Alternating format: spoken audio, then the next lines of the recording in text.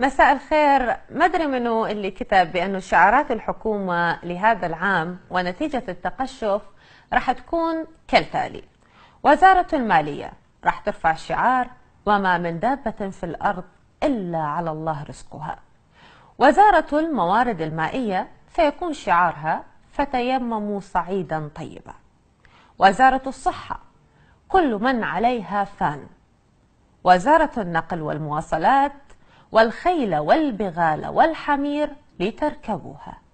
وزارة التجارة وأن تصوموا خير لكم إن كنتم تعلمون. ووزارة الدفاع فاذهب أنت وربك فقاتلا إن ها هنا قاعدون. وزارة الداخلية من حسن إسلام المرء تركه ما لا يعنيه. ووزارة الثقافة إذا كان الكلام من فضة فالسكوت من ذهب. أما وزارة الكهرباء سوف ترفع شعار وجعلنا الشمس ضياء والقمر نورا.